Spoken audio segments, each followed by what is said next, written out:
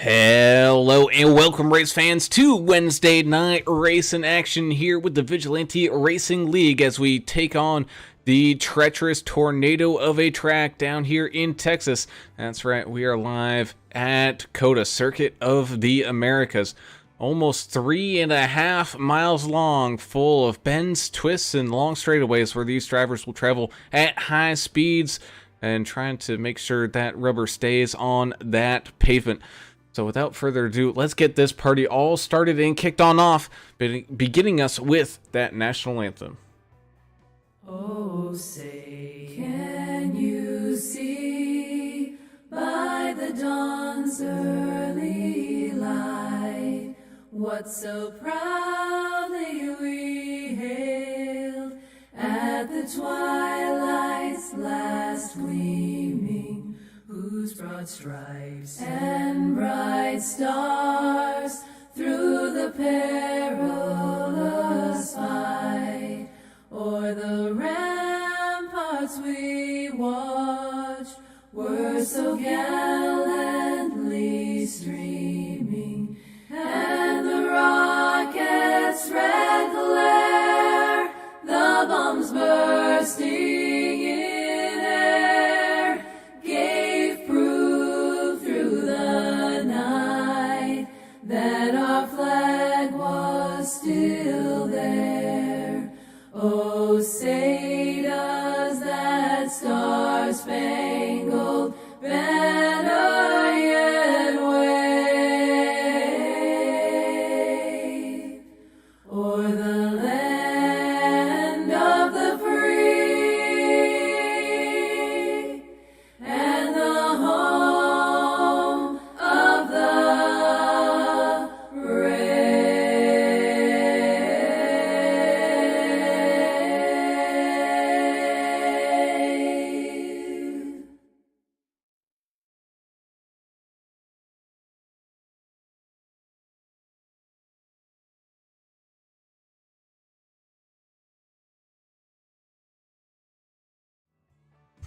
And welcome back. As always, we have to say a big thank you to the great supporters and sponsors of this league, and that would be Mr. Dave Mayberry over there in that Tucson, Arizona area with Blue Fox Properties. Give Dave a call at 520-850-4189 if you're looking to buy or sell a house in that Tucson, Arizona area or anywhere across the country, and let his 18 years of experience help you out buying or selling your property and house, because man, this market just getting absolutely bananas insane. Don't do it alone. Get yourself a good quality realtor, especially one that offers free consultations. I beg you to find someone who's giving anything away for free nowadays. As always, I'm Alan Brown, and I'm somewhat enjoyed for tonight. A, because I'm not the one personally driving it, but B, I also enjoy road course racing, and I'm joined in the booth in the nice air-conditioned room we have up here, Mr. Alan English, joining us here as this is, I think, our second time that we've seen a race here at COTA there, Mr. English. At least our second, possibly our third. We haven't done too many here, but it's an interesting track for sure. The changing elevation and stuff you have at the end of the front stretch, and some of the tightest turns you're going to see a stock car try to do out here. You're going to see it tonight with these trucks. But yeah, truly interesting track just east of Austin, Texas. This is right off the that famous toll road that's got the 85-mile-an-hour speed limit. I've flown down through there a few times. But yeah, definitely a neat track, neat part of the state, and happy to be here tonight. Indeed, and although he might have missed the turn to the track, but Mr. Adam Turner is at least in the general populous area down there at Papa Joe's. And I know, Adam, you may not be directly in the heat with these drivers down there on pit road, but I got a feeling you're probably feeling some heat down there from some of those guys sideballing you, you know? Yeah, well, look, I've been shadow banned from a lot of places. I've self-proclaimed banned from Austin. I'm about an hour and a half north, just south of Waco at Papa Joe's. I figured this is the best place to watch this kind of race for me. if I get down in Austin, I might get, they're kind of looking for me down there on Congress. I don't know if you've been down there, but if it gets a little wild, I'm going to stay a little north of you, but I'm going to enjoy it as much as I can. I don't know why we're turning like right in these vehicles. These vehicles aren't made to turn right, are they, English? Not really. I mean, But either way, you don't have any grip. For but one. either way, it is a cool scenic track. I think it's a cool, I guess, vibe out there. They got concerts and all kinds of crap going on, especially when Formula One rolls to town. If anybody hadn't been down there, you can get yourself some good live music and some Whataburger with Lone Star. We'll talk about all that during the race, but tonight, only one fast repair, 60% of fuel, unlimited tires, 21x incident points. You'll start accruing penalties. Another 6, you'll accrue more penalties. Those will be like drive-throughs and then full stop. It just depends. But don't you think some of these guys might hit that penalty status with all the off tracks? You know what I mean? So we'll see how interesting that is. 106 out there. It's Austin. It's always going to be hot. Yep, that it is. As we take a look at tonight's race information, don't rely on me to tell you what turn number any of these guys are in. I don't even know that. I just know you got the first hairpin, then you got the S's, and then you got the second hairpin, followed by a straightaway into the arena, and then back down the home straightaway there. As you're taking a look at that track map as they drive in a counterclockwise rotation, but otherwise beautiful weather out here on today. These drivers not going to have any issues with any dust ups or anything like that rolling on through.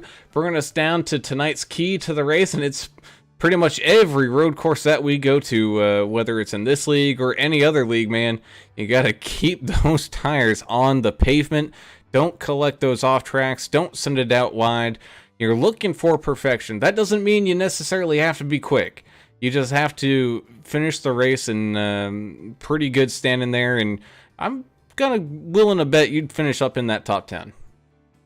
Well, and this is a fairly modern track, right? It was built here recently, so there's a lot of runoff area here. This was built for Formula One to run on and stuff, so there's a lot of runoff area in the hard braking zones. A couple of spots you might not have as much room side to side. There'll be a guardrail or a wall right there. So if these guys get into each other in one of those sections of the track, the wall's right there. They're not going to have much room to slow down before they smack it. So, but yeah, the hard braking zones and stuff like that, there is some good runoff area here, but you get off in the grass, it's kind of hard to keep it straight. That indeed. As these drivers out there for their qualifying session, they've got 10 minutes to get a couple laps done in here, which sounds like a lot of time. It's not a lot of time at all. It's about a 2-minute, 20-second lap is what we were seeing as the fastest drivers there in practice, and we've seen a few guys hit that here in qualifying as well. As these drivers head on out there, try to get the best starting spot that they can. We will report a little bit of a mix-up here tonight, changing things up because real-life NASCAR changed things on up.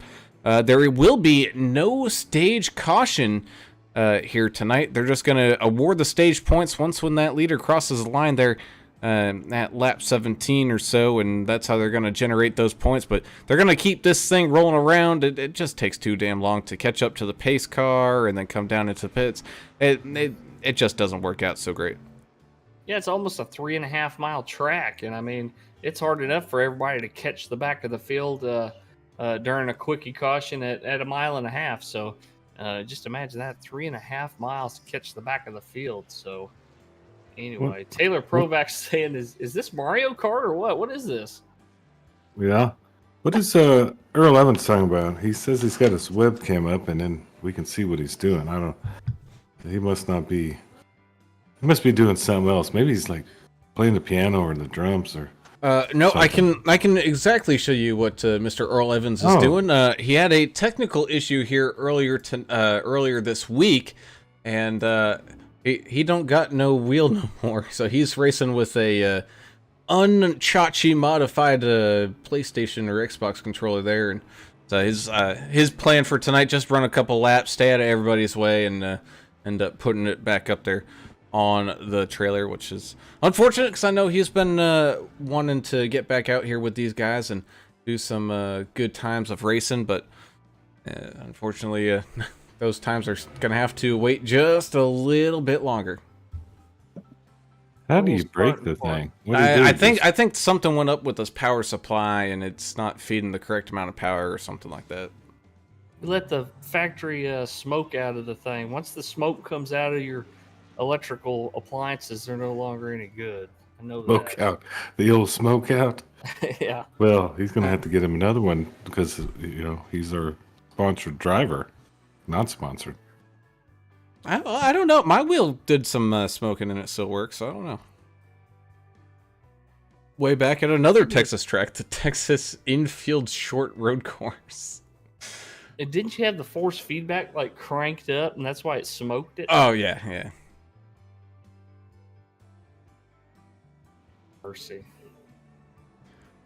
But nonetheless, we still got about a minute left in the qualifying session here. These drivers making sure they have their pace and everything all lined on up. So we'll be ready to get on down there to that starting grid here in just a minute. As always, we thank you all for tuning in and watching. I know we got a lot of you fans out there already buckling on in. Also saw that...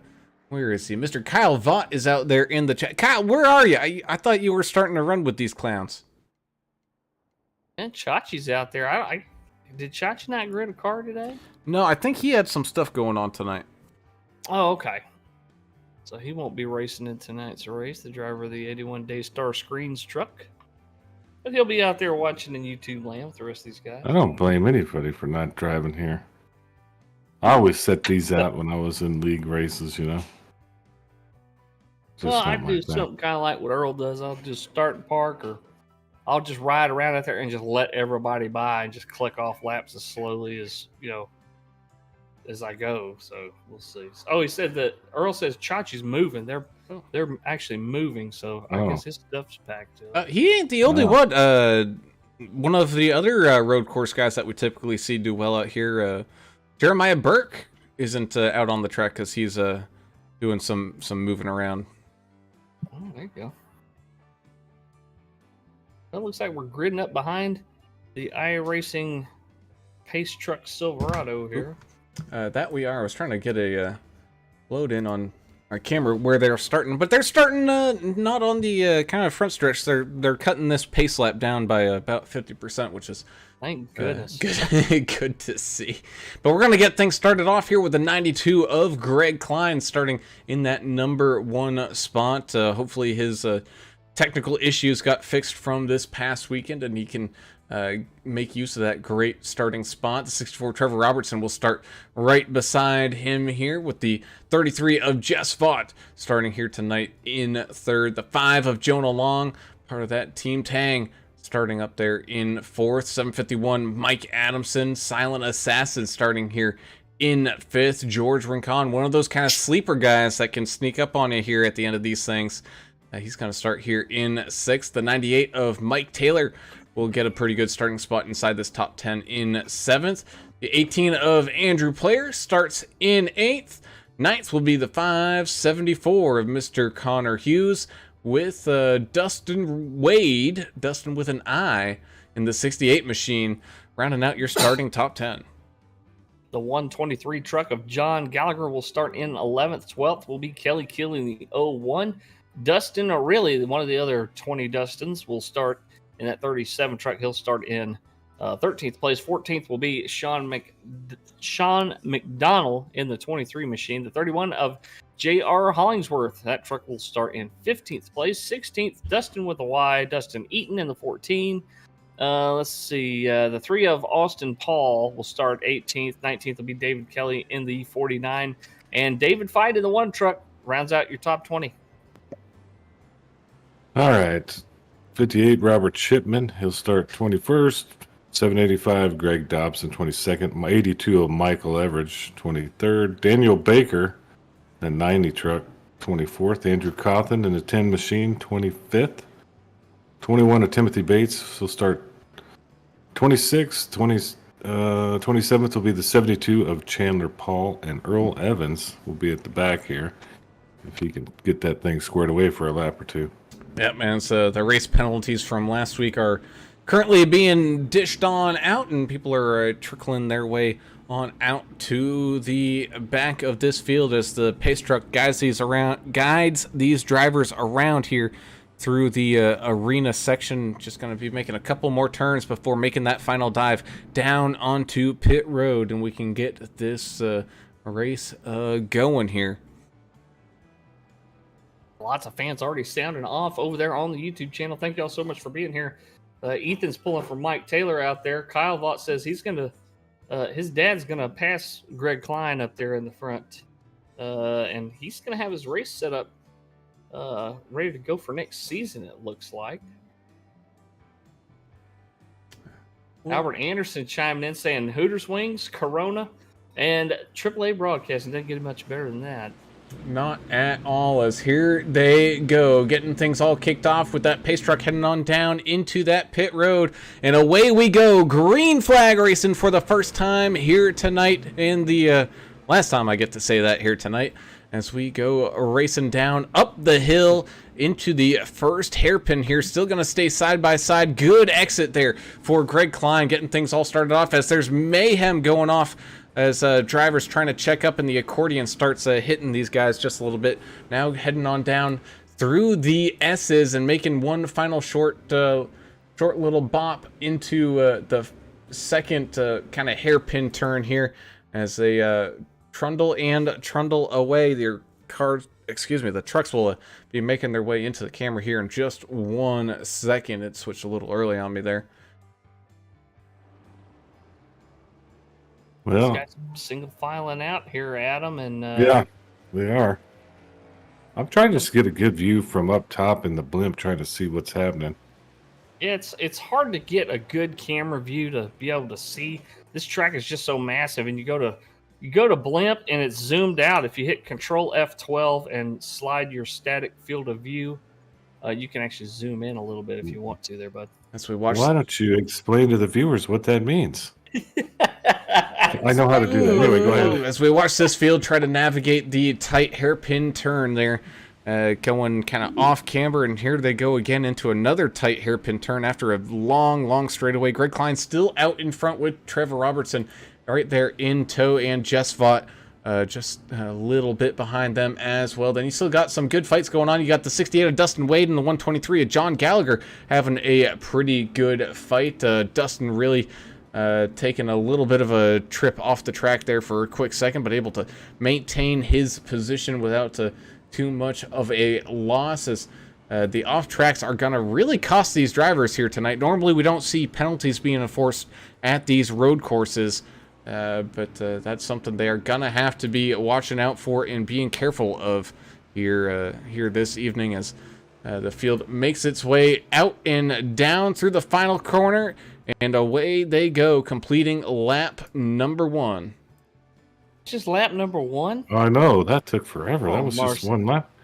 What's going on? I want to be down there with Albert. See, Hooters wings are underrated. See, those were the originals. I know they got a lot of breading on them, but those were the originals. They kind of started that whole wing thing. I think it's just funny that he's there and he's looking at his phone instead. Well, he might have just got it to go. We don't know. Oh, okay, maybe that. Well, if he is watching on his phone, maybe he could talk to one of those nice server ladies over there at the Hooters. Be like, hey, could you put this up on one of them TVs? Oh, yeah, that's right. We've had a few people do that for us. Sure.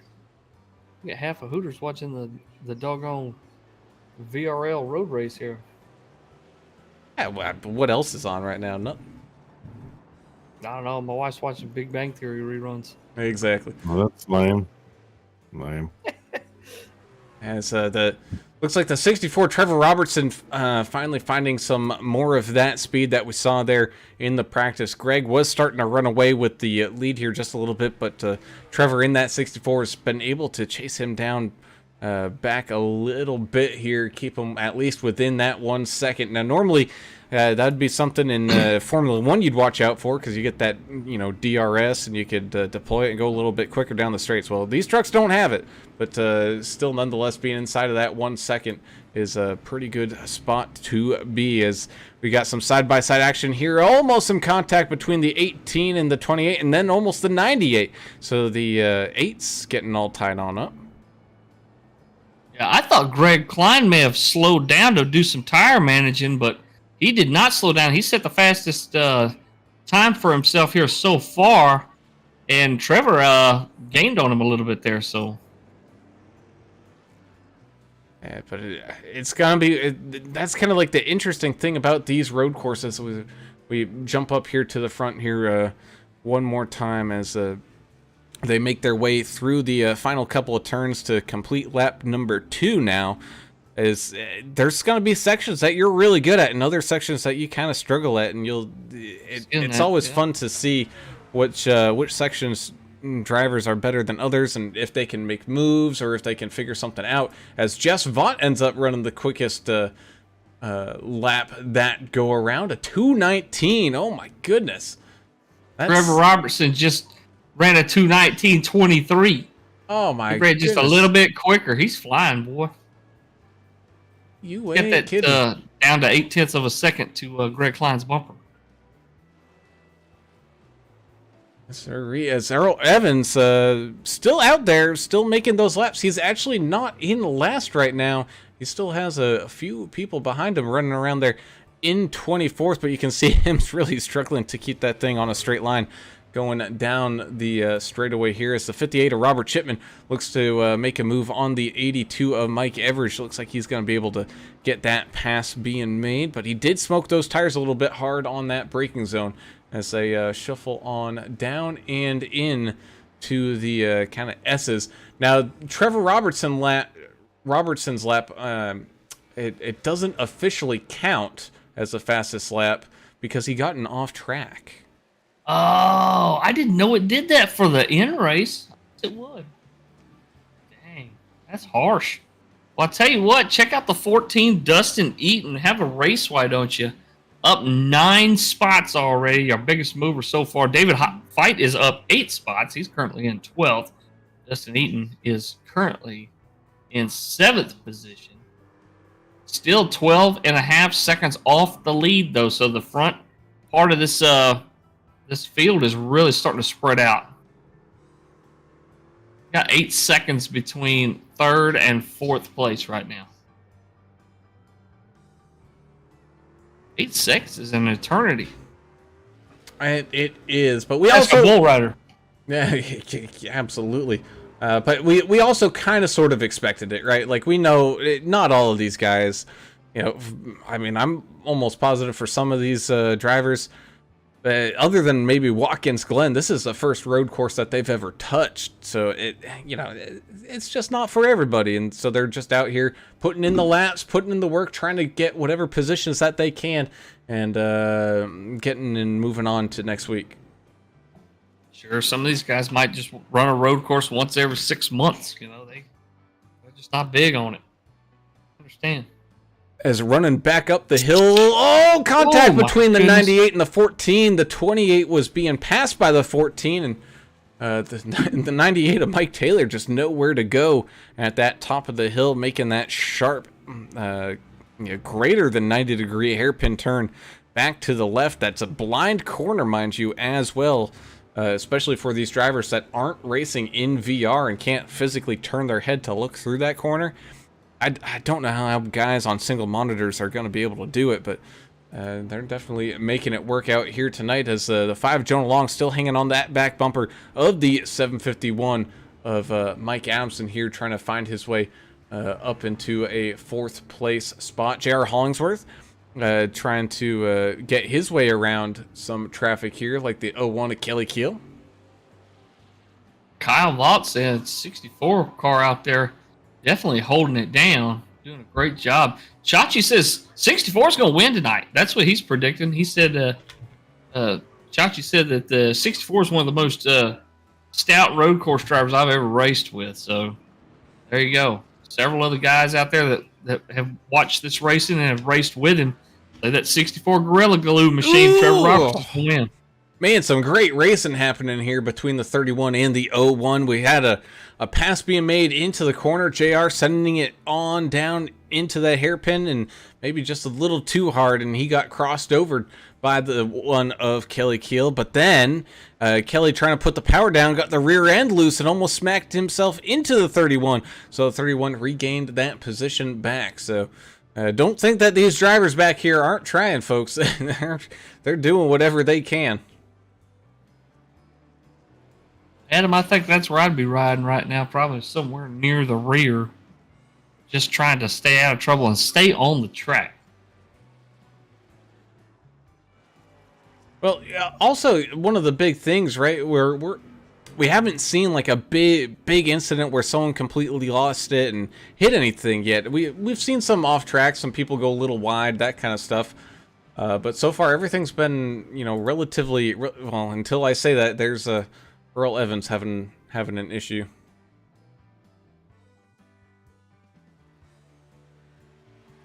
Excuse me. As we'll watch what happened to old Earl heading on down into one of these hard braking zones. Oh well, he didn't stop. Okay. I think he might be done for the night there. Yep. That was a full send. I see that. I think that he might have saw a cheerleader cheering for him or something. He wanted to go say hi. But like we said, we kind of knew he wasn't really gonna be running the full race here tonight. Just unfortunate circumstances there for the bad luck sponsored, not sponsored machine of Earl Evans. As this great race has continued to kind of trudge along here with Mike Adamson, Jonah Long, Dustin Eaton's there as well. And I mean, not too far behind is George Rincon, who, like I said, he's one of those sleeper guys. He's just going to be calm. He's going to be patient. He's going to take his time and just plod his way along here. But he does have to be careful as the 98 of Mike Taylor starting to catch up to him. Frustration from the 751 Mike Adamson. Being raced pretty hard right there by the 5 of Jonah Long. Even checked up for him to let him by, and then Mike crossed him over in that turn number 1. Well, here comes the 14 right catching back up to Adamson here. That's Dustin Eaton. Dustin with a Y there in that Toyota. In the meantime, we had a good pass made by that 33 of Jess Vaught to get around the 64 of Trevor Robertson. So they have traded positions. Greg Klein using this opportunity to try to extend that to lead out just a little bit to keep them out of his draft. As the straightaways that are here, man, if you can get a good draft, it's going to help you out a lot. But once when you don't have it, it's going to be pretty tough to make up some of that time. Isn't that what the British guys call toe? When you're watching a Formula One race, that I guess we're at a road course, we should call it toe. But yeah, getting in the draft, these trucks, we talk about it all the time. They got the aerodynamics of a brick, right? So they punch a pretty good sized hole in the air, and if you get right up, within half a second of one. Yeah, well, even farther back than that, I think you can catch the draft and really suck up to that truck in front of you.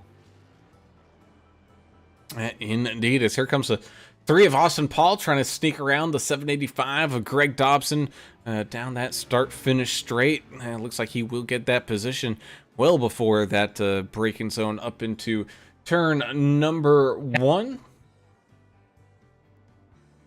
Sent Adam a message. Asked him if he stepped away because we can't hear him. Is he still up on cam there? No, it looks like he might have had to go arrest some clowns down there at Papa Joe's. Roger that.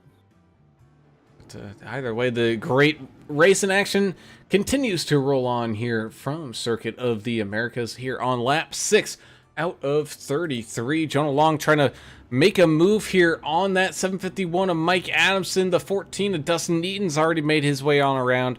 Not quite able to get those tires to stick. Oh no, Kelly Keel having a little bit of an issue kind of here in the middle of the field. He's able to get it all collected once again and back out there on the racetrack. Let me ask you this. I mean, the way they've been setting these races up, especially these road courses and stuff, they try to build at least 2 stops in there for the guys. Do you think anybody can stretch and make it a 1-stop race? And would you want to? I mean, the tire fall off is going to be pretty crazy. What do you say the fuel was? 60%. 60%? No, it's not. It's not going to be a. They're probably going to be splitting each of these stages in half to. I should say they're what would be stages in half. So whatever half of 17 is. So probably right around lap 8, lap 9, we're going to see drivers possibly come on back in and get some fuel and some rubber. But then again, there's people. I mean, like, the guys up here at the front. Are they running as quick as they were here at the start? And no, my goodness, it's Greg Klein dirt tracking it here through one of these sections, just absolutely ripping that truck around. That's what we're talking about. The fuel, the tire wear starting to show itself. So sorry guys, the TABC just raided. They just raided the place. I had to hide the dice, and we were doing all kinds of stuff. I'm back. Yeah, there was all kinds of mayhem happening. TABC, they'll get after you now. So we had to hide those dice and make sure everything was on the up and up. But looks like Greg's still in front, huh? Yeah, that he is, as we're approaching our way here to lap number 8 in just a second. But because, Adam, I don't usually ever listen to you at all. How what's the incident count here for these guys before they start getting penalized? 21x. Now, is there a DQ or is it just penalties? No DQ. Once you get 21x, you'll get your first penalty. After that, you add on 6 more. Keep every 6, you'll get another penalty. So okay, it'll just keep adding up, right? I believe so. I think the first one's a pass through, and it's a stop and go for the rest of them. Yeah, I think that's right. But nonetheless, yeah. I know these drivers. There are some drivers out there that at least on my screen are showing a pretty high off-track count. They might want to start thinking about cooling it down a little bit and just keeping the rubber to the road as the 64 Trevor Robertson tries to catch back on up to that Vigilante Force team of Greg Klein and Jess Vaught there out in front of him. But those top 3 drivers are 12 seconds clear of Dustin Eaton, Mike Adamson, and Jonah Long, who are all in that kind of like little bit of a chase hunt here. You got the 1 of David Fight getting all locked in here with the 18 of Andrew Player having a good battle. Well, Earl Evans said that about 6 or 7 is when you really start feeling a tire fall off happening on these trucks here at the road course. And I'm surprised to see him typing this soon. I thought for sure, he'd be in the ICU after the way he went out of this race with that horrendous crash. But he seems to be okay. Well, good. He can just slide up 35 while I'll buy him a drink up here at Papa Joe's. Oh, there you go. Y'all need to get together and shoot some dice. I mean, enjoy the atmosphere of the bar. We're playing music right now. Yeah, we can't. The dice game's over. Let the heat die down a little bit before y'all start the game back up. Yeah, gotta wait a minute. I mean, that's like having a chicken fight and then starting to back up after the cops leave. You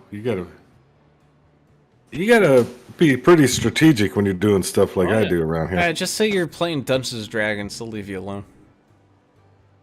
Well, I don't know how you play Dungeons and Dragons, but does it just have a thing of dice, 2 dice? You got a whole bunch of dice. So I could just put the card game, put the game out there, and then I have my 2 dice that are the real dice, and we all know that. But it looks like the props are set up. Oh, that's a pretty good idea. That's a good idea. I'll have to let the owner know here after the race. Damn, I kept you around for something, Brown. Good job. Hey, I come up with an idea here or there. It's These guys continue to battle it on out here, trying to get through all the chaos that is this track here at COTA. Not a lot of stuff going on here. Things are still kind of getting all spread on out. Here comes Jonah Long here with another kind of attack attempt here at the 751 of Mike Adamson as they make their way down through the arena. One of the final sections here at this track before heading back up that start straight finish and trying to get safely through turn number 1. And it just goes to show you the difference of lines there. The 5 of Long taking it much narrower than Adamson through that little section, and both drivers being able to get through at about the same amount of pace. So it's kind of the other thing where road racing and oval racing is kind of the same. You can, whatever line is working for you, you can run that line. Absolutely. It's all about corner entry and exit here on these really tight ones. And let's see. Kyle Watt says, shout out to Dave Mayberry. I hope you're feeling better soon, man. I didn't know anything going on with him. I hope he's doing okay. I hope he's not sick, real bad, sick off or something. But let's see. Earl Evans said y'all might have to meet up each other there, Adam, in Pflugerville over there. He said he said he hadn't been down there since he was in the military. He must have been at Fort Hood or something. But what else did he say?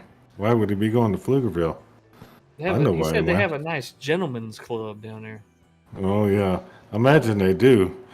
I know a couple there in Houston that's probably top notch if you want to head on over there. Yeah.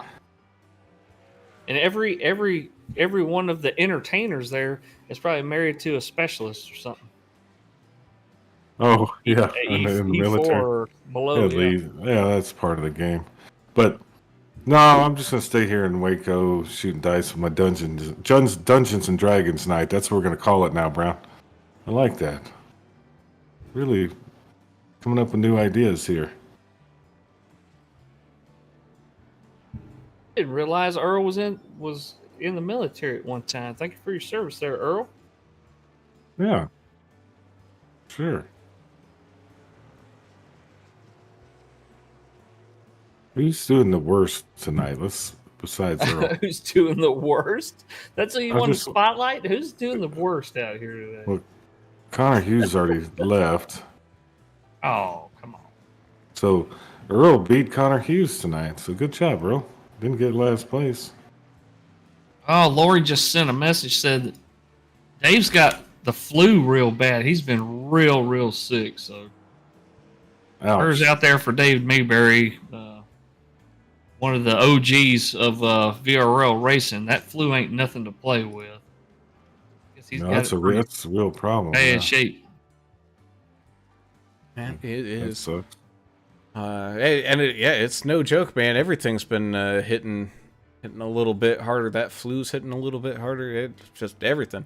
As we do have our first taker here down on pit road, 751 Mike Adamson hitting that pit box, taking some fresh rubbers and topping it back on up full of fuel here as these guys continue to race to that kind of midway point. When will everybody else come on down? I'm sure it's probably going to be pretty dang soon as Greg Klein continuing to lead here tonight. Just starting to kind of fall off the pace just a little bit, but still hanging there with him. But of course, this is this is one of those kind of things that you can let people get away from you and then reel them back in later on.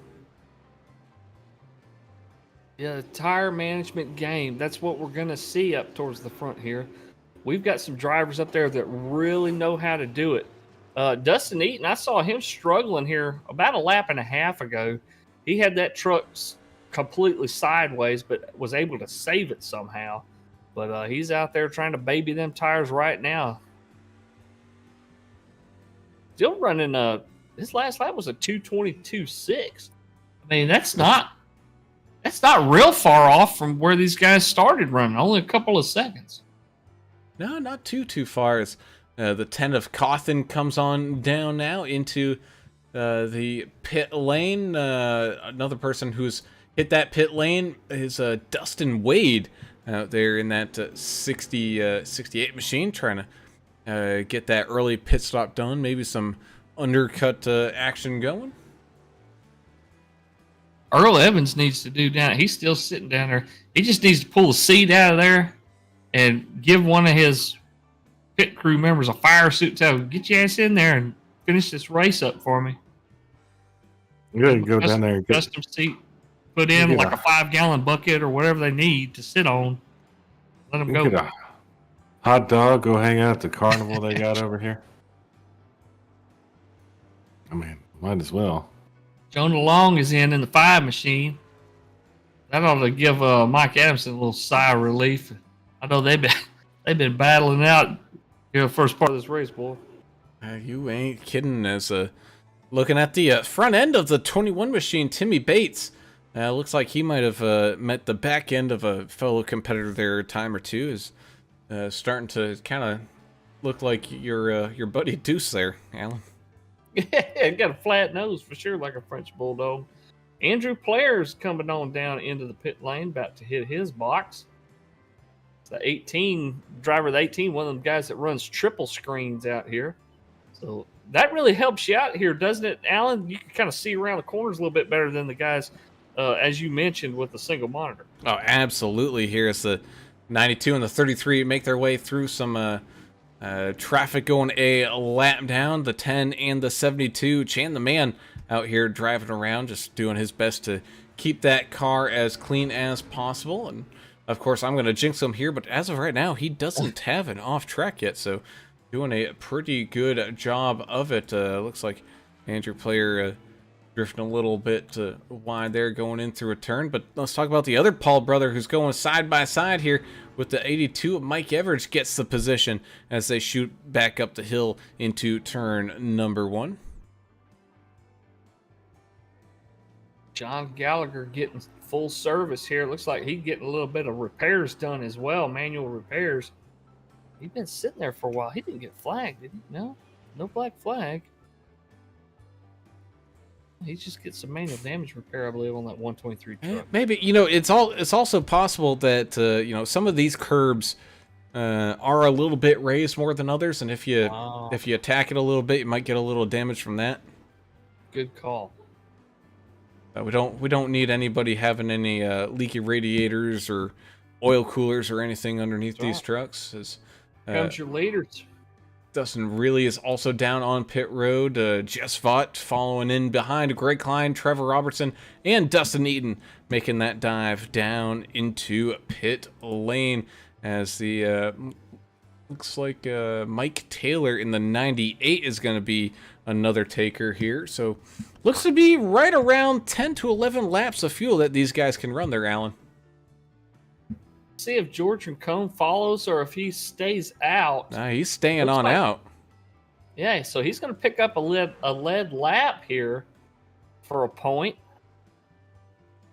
We know we've got a few more laps to go here before we hit the halfway stage. Is that? Oh, stage man. Completion of 17? 33 at Jess Vaught just flew through the hairpin turn there. And the 90, he actually beat 92 of Greg Klein out of the pits, but Greg Klein able to get that position back from that mistake there from Jess. But nonetheless, you still have that 28 of George Rincon currently leading this thing, but still yet to come on down for his pit stop.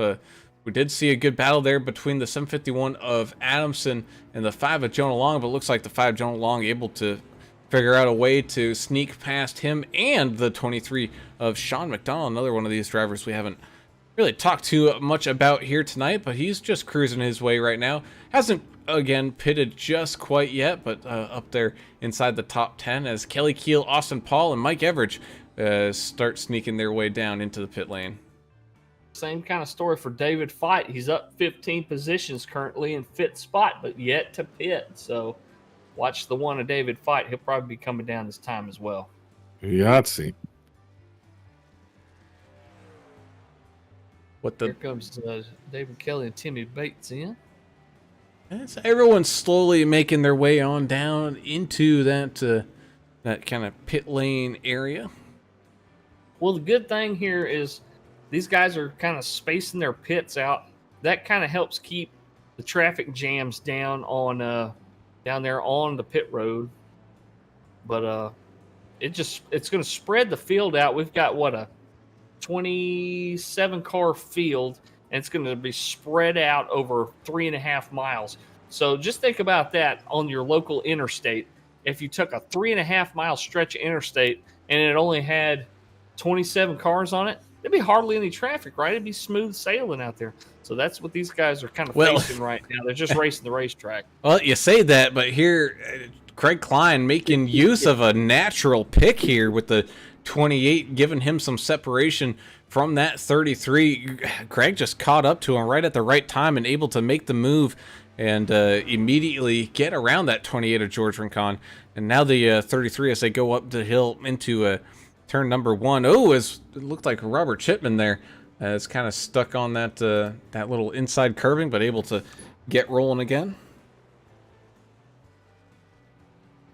Like Mike Adamson in the red numbers on the quality for his connection. Hopefully he can stick around and stay in, but he's having some connection issues, it looks like.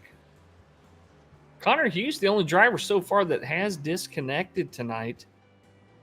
Earl Evans is still in. I think he might just be sitting in the pits watching because he can flip to that spectator camera.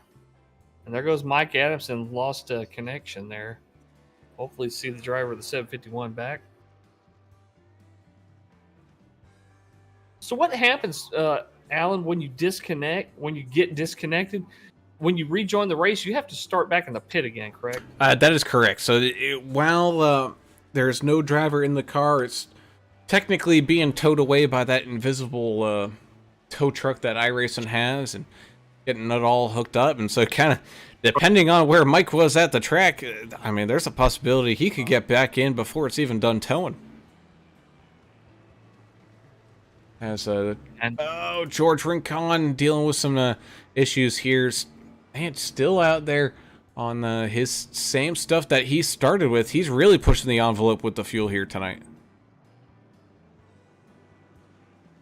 Yeah, I mean, some of these guys could be saving, thinking they had a shot to make it halfway, but I just don't see it happen. I don't care how much you save, how much you short shift. Short shifting does save you a lot of fuel. I've done it at Watkins Glen and saved a lap of fuel at Watkins Glen before short shifting, but it's just it might not be practical for these guys. Oh, Dustin Eaton, dirt tracking that thing around again. Oof. Snapping it back and forth, trying to wrangle that 14 machine back under control as the 28 of Rincon does finally come back down onto a pit road there to make his pit stop done. But yeah, not that it's necessarily the fastest way around the track, but these drivers are used to racing very loose conditions on ovals. So, and some of these guys like Dustin Eaton, I got a feeling he's probably run a bunch of the dirt races and series that iRacing has in its service kind of catalog here. So he's been able to put in some practice. Earl Evans says he thinks he scared some people out there today. He was doing 160 at the end of the straightaway when he made his little trip to pit road. I don't know if Mike Adamson's going to be able to get back in this race. He is still disconnected. Might be it for the 751 Limitless team member there. And we'll have to wait and see as we do have a race for position that was closing up a little bit there before going into that hard braking zone. Andrew Cawthon and Timmy Bates fighting for some top 20 spots out there. So the distance between first and second right now, just over a second, which it sounds like a whole lot, but I mean, one little slip up, sliding sideways through the turn or something, and if Greg Klein makes any kind of little mistake, Jess Fott's going to be right there to pounce on it, and it looks like he's that's the split I'm looking at. It's a little bit misleading because it depends on where in the turns there. It's right at about a second. Big gap between second and third, though, a solid 6.2 seconds back to Trevor Robertson, who was Chachi's pick to win this thing. Go ahead, bud. Dustin really sliding about out there. He's one of those real life dirt track guys, so he's using some of those skills out here this evening as he's slipping and sliding about. I think he's got a street stock car, whatever the equivalent is. 37. It's something like that. Is here on this run, Just Fought running fastest lap of the race so far with a 2:19.4. So good job. Doggone quick, man. Hey, they're flying through here tonight. You know, and Greg not much slower than that, but Greg's still able to maintain about a second split between himself and Bot. This is where you watch your black box, right? You watch your relative time differential in your black box and kind of figure, well, okay, he caught me a little bit on this lap. I need to step it up a little bit here or there. You know, you got to adjust, not just to the changing conditions on the track, the changing conditions of your tires, but you've got to change to, you know, the relative positions of trucks around you. So Greg Dobson just ran out of fuel. he ran out of fuel. He had to tow. Yeah, he just said that. I was watching him, and he just stopped on the side of the track, so had to tow. Is anybody else close? I don't guess. Everybody else went down already. Yeah, so I don't know. Maybe that was his strategist. Run it down through the fuel and try to pit as the last possible moment as both the 92 and the 33 catch on up here to the 10 and able to get around some of that lap traffic of Andrew Cawthon.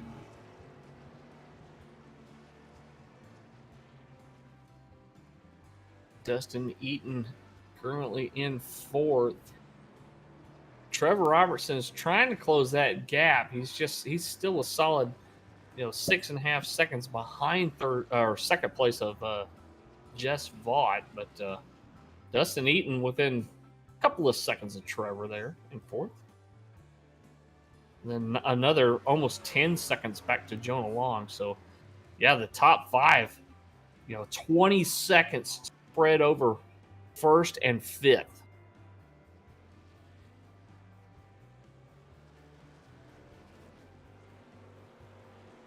That indeed, and we're approaching the halfway point here in this thing.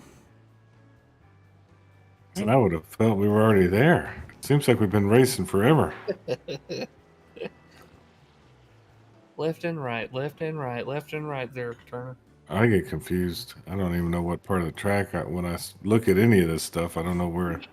The black top part. Yeah. Yeah. Exactly. I think this was built on a landfill, by the way. That's what all this terrain That's one of the is. hills. I'm thinking. Just a guess. I think it's a possibility.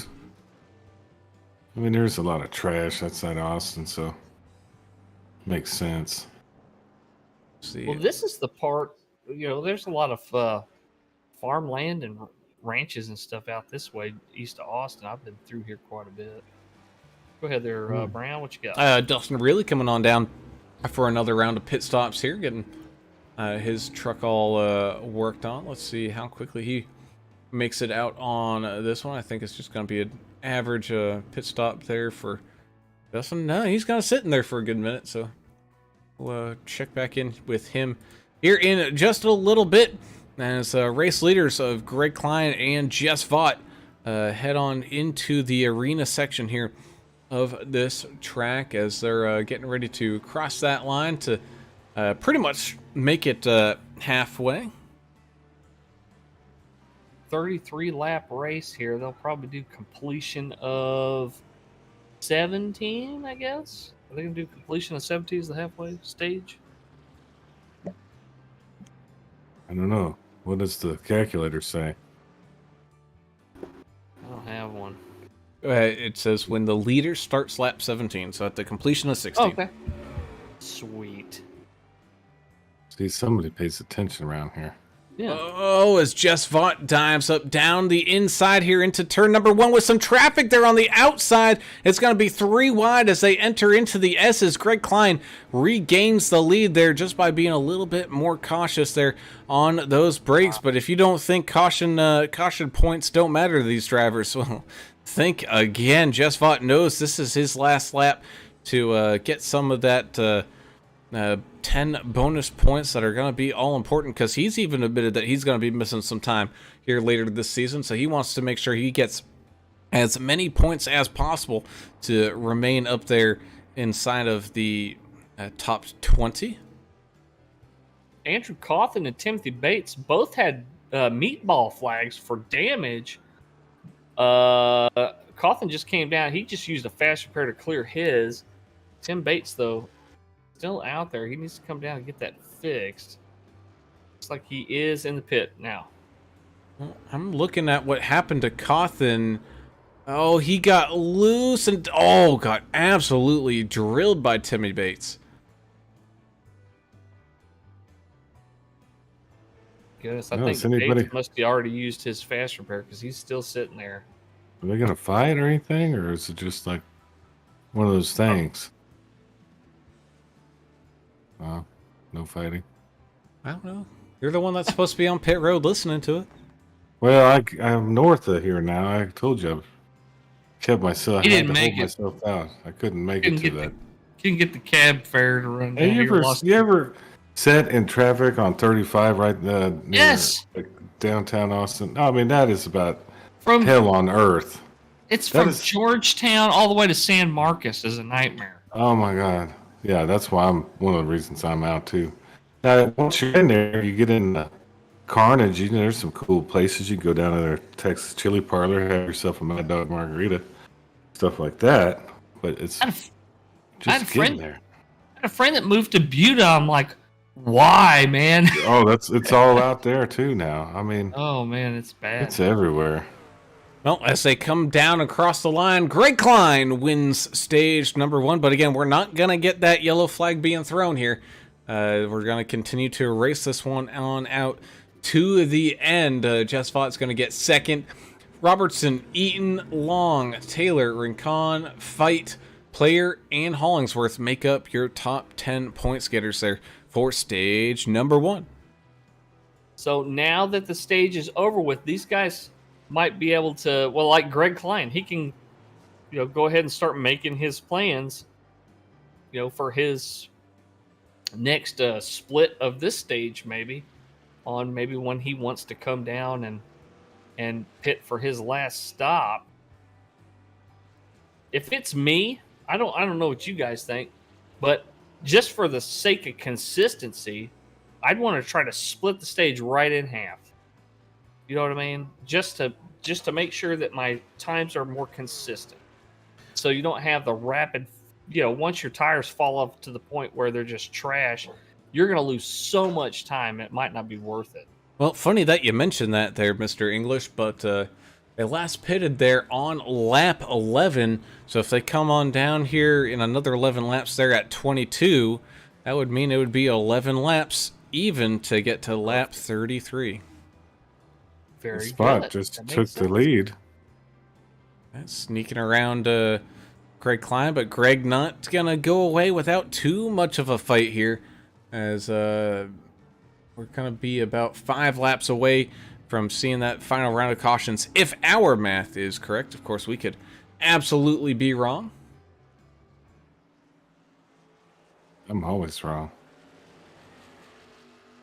Ooh, Dustin Eaton dirt tracking it again around the corner. That 14 truck's been as crooked as it's been straight out there, the orangutan teammate. Well, I mean, it also doesn't help that some of these corners, Alan, they're not banked. They're flat. If anything, some of them are even off camber. So it's even harder to get those trucks to rotate through. So you try to put power down while doing a sharp turn, this, that, and the other thing. Next thing you know, that back end squirrels out on you. And these drivers definitely have their hands full. That is for sure. As Looks like Andrew Player running a little wide there through turn number 1. Chachi saying, just wait till the last fuel run. The 64 is going to come alive. Just wait. Wait and see. Let's have some inside information. And Annalie Tovar with the orangutan yell. Y'all remember how it went? It sounds like an ambulance. Yeah, it sounds like a siren. That's right. He's out there doing it. Kyle Vault saying, keep up the speed, Pops. You got this. Definitely giving them 4 out there, the driver of the 33.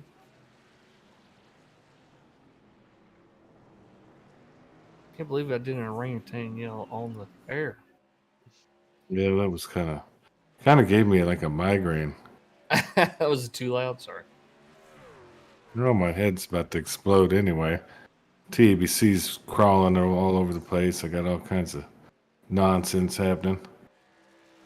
Yeah, you got the 64 being chased down here by that 14. This is going to be a interesting battle, trying to fight for a third place finish for these guys here tonight.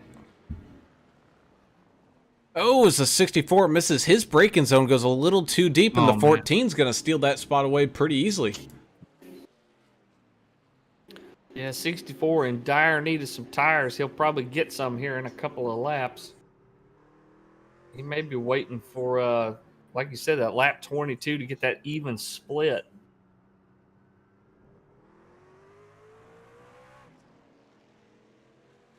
Yeah, that makes all the sense in the world. Consistency should be the name of the game here in this road course feature. Yeah, but let's talk about consistency here a little bit, guys. Let's talk about a guy who's been consistent for 18 years, and that's Mr. Dave Mayberry over there, buying and selling houses in the Tucson, Arizona area, or anywhere across the country. He could be your trusted realtor solution for you, and let him and his experience help you on out, buy and sell your house or property with Blue Fox Properties. This housing market, man, it's just gonna get even crazier and crazier. So don't do it alone, and support a great sponsor of the VRL, and give Dave a call and get yourself a good quality realtor today. We're closing in on the final, we'll call it 10 laps, but it's still, about 4 laps away of this race here at Circuit of the Americas. As we do have a little bit of a race going on here for 13th, 14th, and 15th. Keel, Paul, Austin Paul, and Mike Everidge, all nose to tail, all lined up.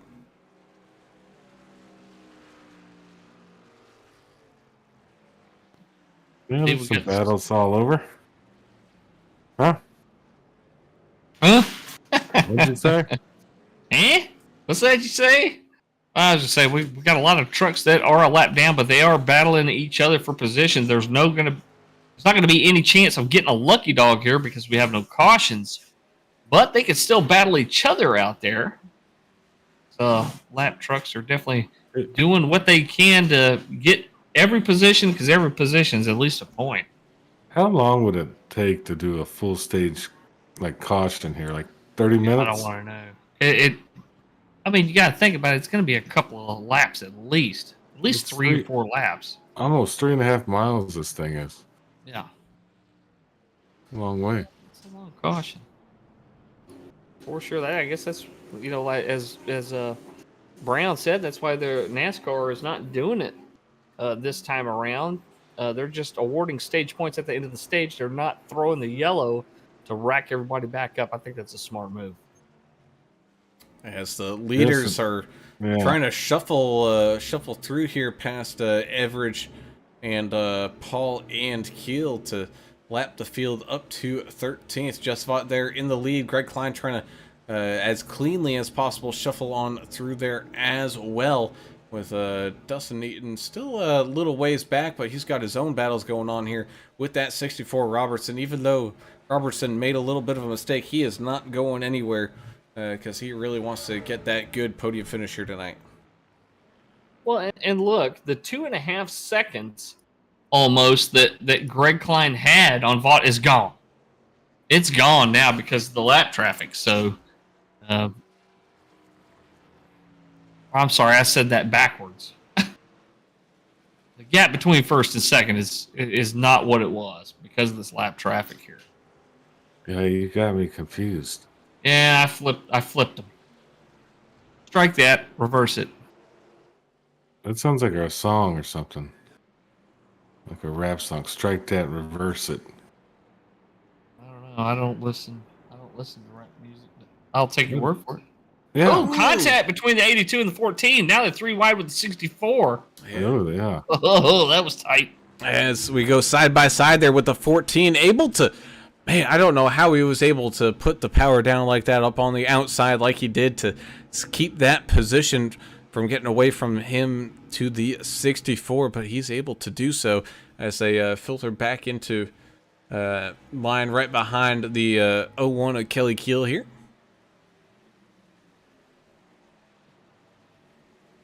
Don't listen to rap the same way that a lot of people don't listen to Ray Price. Yeah. Why wouldn't you listen to what Ray you like. Price? Everybody listens to Me him. and you are the only people on here that are even including all of the viewers No. know somebody any Ray knows Price this. songs. There's no way. That's a standard, man. Dustin Eaton trying his best to get away from the 64. Trevor Robertson, he's got his hands full. Well, Now Chachi he's was got, probably right. Huh? Chachi was probably right there. 64 is Might be. starting to heat up here near the end of this thing. I don't know. He said after that final fuel stop, that's when you're going to see him Well, that's coming up, isn't it? wake up. See, but here's the thing about races like this where you know you're not going to get a caution. You need to be making fast, consistent laps the entire race. You can't wait. You know what I mean? You can't do like we do in a plate track and just kind of bide your time and just try to stay on the lead lap and everything until the last big push. You can't do that here. You have to run fast, consistent laps the entire race. Well, here's what I hate about it, to be honest with you. In regular racing, you know, you have about 4 places on the track where you can make a mistake, right? Here, there's like 30. So this is definitely, it takes a lot more skill, I think, to do the left and right thing than it does just the left turn. Yeah. Brown, you're the master at it out of all of us. I mean, what is the key to getting through a race like this? That's a great question, Adam. I couldn't tell you because I couldn't do it. No. What do you do? You always do those endurance things, left, right. Yeah, but that's in guess you're not in a truck. that's in a car designed to go Yeah. onto a road course, not. Yeah, so you don't care for this truck on a track like this either. Then, Ooh, huh? it's Jess Vaught having to do some maneuvers here to get around the 72 of Chan the Man as they make their way down one of these kind of straightaway looking things. Dustin really says, I'd rather lose at the slots than run this. He's not a big fan of it. Oh, Chachi just gained another notch in my book. He says, don't put me in the category with everybody else. I know who Ray Price is. There you go. go. Ray Price. Probably he posts the funniest stuff on Facebook. Oh, man, 14 dirt tracking again. He's laying rubber, drifting around these corners. Ooh. How is Earl still out there running around? Well, I Did he think get back out on the track? he did. So he must, you know why? His attrition some guys positions. quit. Yep. He did the math, huh? Yeah, he did. He did, and it ain't quick, but every lap's gonna matter here. Yeah. He can take a couple spots away from these guys that are disconnecting or have too much damage. We got Good some on him. takers. The top 3 are coming into the pits. Top Hey, 4. just as you predicted there, Brown, right on schedule.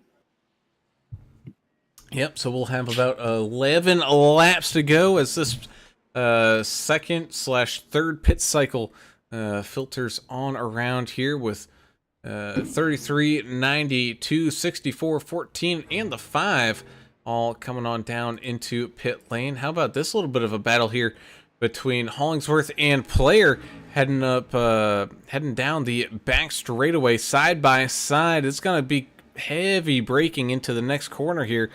Is someone going to outbrake somebody else? No, it looks like a player's just going to back out and give the position away here. As a 31, oh, that was close. He was getting all spun around right in the middle of the corner, able to lock it down, though. And player in the 18 able to drive on around. Ooh, the 31 really struggling with some tires right now. Yeah, you probably need some. Go ahead. Chachi chimed in. He said the key to success here is don't overdrive the entry and wheel hop, and don't get on the throttle too early and spin the rear tires, and you'll do awesome here. And that's what, we've raced with Greg Klein for years, right? So he's one of those guys that he really preaches. It's all about how you go in and come out of the turns. And if you can figure out where you need to be at both ends of that turn, the beginning and the end, that's your key right there. If you can figure out how to do that and carry the momentum, when we were racing Skip Barber cars together, I know a lot of people complain about stuff like that, but racing around in a Skip Barber car, you learn so much about momentum and making it work for you. And the guys that have raced a lot of pro Mazdas and Skippies and stuff like that, they're going to know how to run this track better than guys that like us, Adam, that spent most of our times in stock cars. It's a great I do point. like that Mazda. That was kind of fun. That's tool around in. Yeah, pro Mazda's good. And Chachi, if you like Ray Price, I don't know if he said you know who he is. If you like Ray Price, maybe YouTube some Johnny Bush. It's the same kind of music, Texas shuffle stuff. Johnny Bush, that's a good one. Oh yeah, I saw him at the Fort Bend County Fair. did you? It was it was a nice Sunday. A lot of Budweisers consumed. Both those guys no longer with us, so No, that's all we got left of them is the music. Is that your storm alarm going off? I hear alarm in the background. Mine? No, it's not mine. Oh, sound like a weather alert or something. No, maybe it's here. It's my alarm saying it's time to riot. I'll tell you about it here in a minute, as I have to step away. And Yahtzee has a 14. It almost gets into the back of another driver there, but able to sneak on around. But I'll be right back.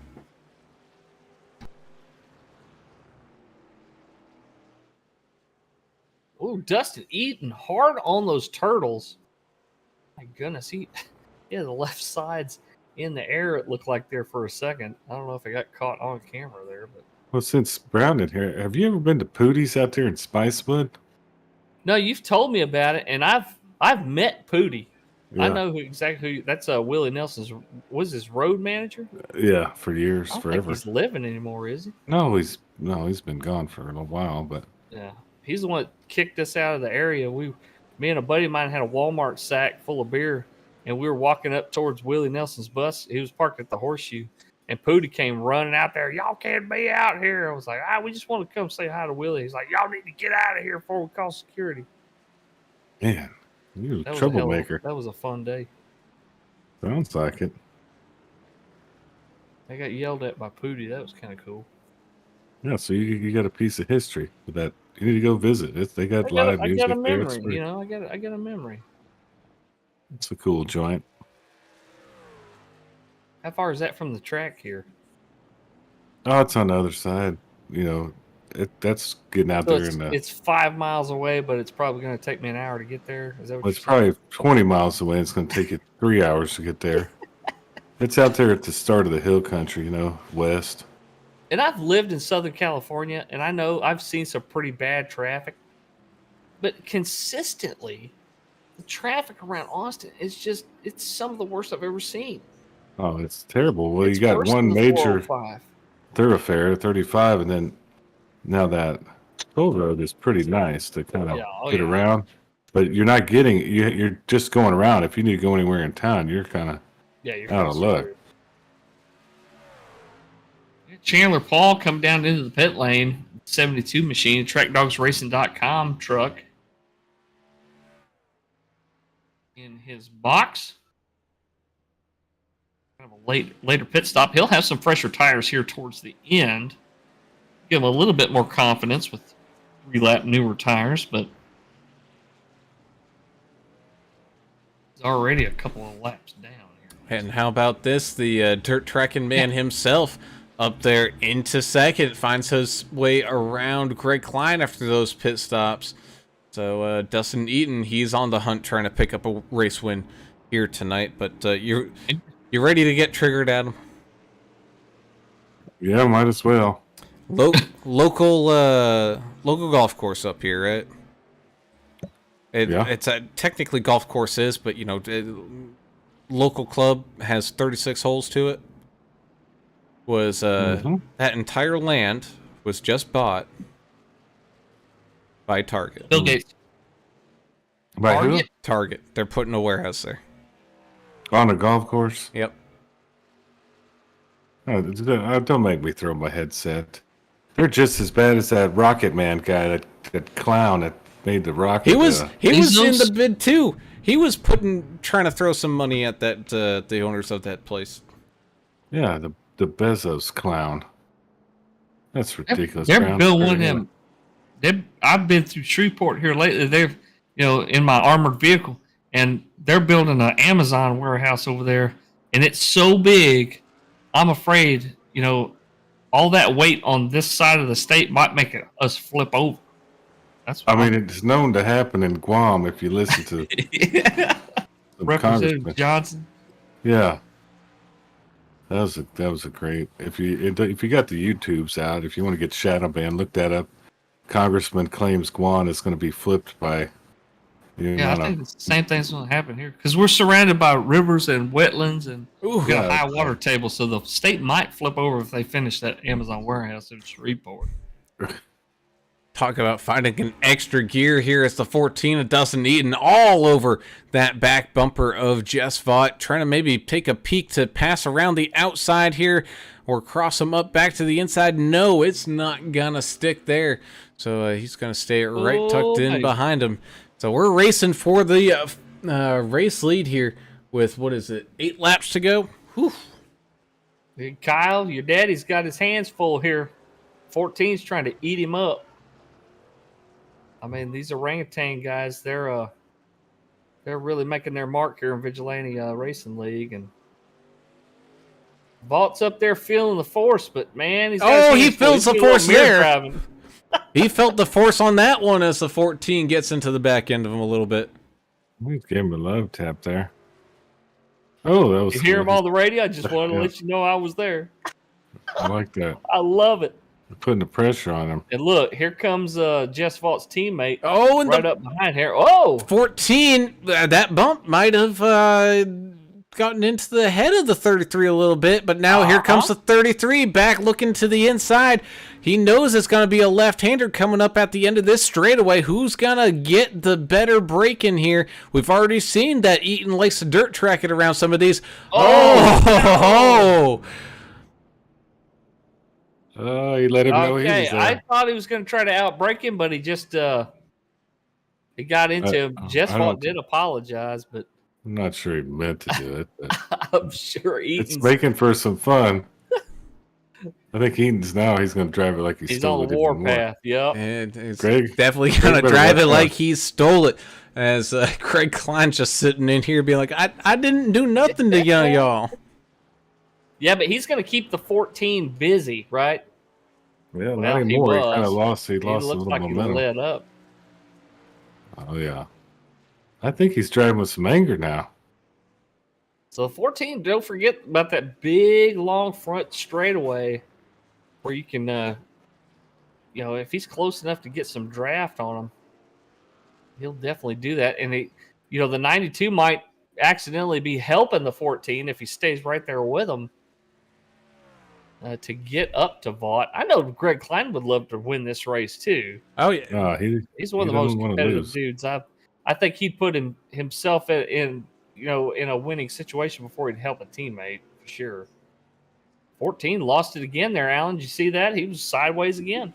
Yep, that he did, really pushing those tires to the absolute limit as Earl Evans trickles back down into pit lane here again. He really only needs to make a couple more laps to get all those attrition positions back, and then he can park it back up again. He's not going to be able to, excuse me, make up any more positions where he's at as George Rincon comes on down into those pits. But I think in the meantime, Jess Vaught, he's just trying to stay as far away from that 14 as he can out in front as the Eaton and Klein get all balled up here for a little bit of some of this side-by-side battle. Oh, Earl Evans having a bit of a problem coming out of pit lane by the looks of it. Yeah, he did a little spin there. And don't forget, he's on that controller. He's not up to his 100% today. No. But he's trying to get those points. See, every point counts. This is going to be a long season. We're following the real NASCAR season here. Like, it's pretty awesome. I don't even know where we're at next week. 14 is got a very loose truck, but loose is fast, right? On this, I mean, you get pointed that truck in the right direction quicker than somebody who's got a push condition. So, I mean, loose is pretty fast here if you can control it. And it looks like Dustin Eaton's all up on that wheel as he lays some more black marks drifting around through here. And that he is. And, you know, he also has... I think this is where if you banked on some of those off tracks here and kept yourself pretty clean and away from any penalties or anything like that, maybe it's time to start using them. Extend those track limits a little bit. Take that extra 1x here on a lap if you can gain an extra 10th or 2. Yahtzee. Jess Vaught runs a little bit. He just ran a little bit wide. Yeah, so he ran a little bit wide there in turn number 1. So now they enter into the S's with the 14 right back to it, about half a second back. Goodness gracious. Did you think that a road course race would turn into this? And I didn't. I thought they'd just kind of spread out and do their thing. I mean, obviously the top 3 or 4. Yeah, I would say the top 4 tonight have been up there all night pretty much, just battling it out. Really the top 3. Greg and Vaught have been... looking to the inside. 33 of Vaught with the late move over, try to squeeze the 14 of Dustin Eaton. Both drivers heading it in deep. 14 gets the position. The 33 will fall into line, knowing that they've got a pretty good straightaway here, as here comes that 92 sneaking back up on him, though. Gotta be careful as we go back down into the same corner. 33 not wasting any time on this one. He's going to trickle out to that outside lane. We're not going to see another bump and go here, whether it's on purpose or accident. Oh, but with the crossover, what control there from that 14. Heck of a move. Look, they're going at it now. I mean, bottom line. Wow. Super clean too. I think Jess probably felt bad for tapping him earlier. Oh well, so. You know, both drivers were braking as hard as they can, and trucks that really don't have any brakes, they're lucky these things even have brake pads on them. You know. Yeah. They're just bricks. Is all this thing is. It's like a '88 Buick driving down the freeway here, man. That's tough to handle. Tighter suspension, of course, but this is going to be a fun. What do we got? 5 to go now? I'm not good with the math. 4 or 5. It's going to be 5 coming up here in just a second as they round out of the final turn down this home straightaway. So the final 5 laps of this race remaining. You might be asking what's going on out there on the track with everybody else. Well, not a whole lot. We do have Chan the Man catching on up here, trying to get around Daniel Baker to get an extra spot here. 33 gave a big old shot to the bumper of the 14. Sure did. He gave him a little tap there, Brown. Well, of course, I tune away from the action here for just a second. We missed it, but 14 still able to hold on to that position for now. So these guys understand that they don't need to necessarily bring a complete car with them here next week. They can always find some extra sheet metal wherever they're going to attach it to the car. Mm-hmm. And they're not out here to dump each other either. You know what I mean?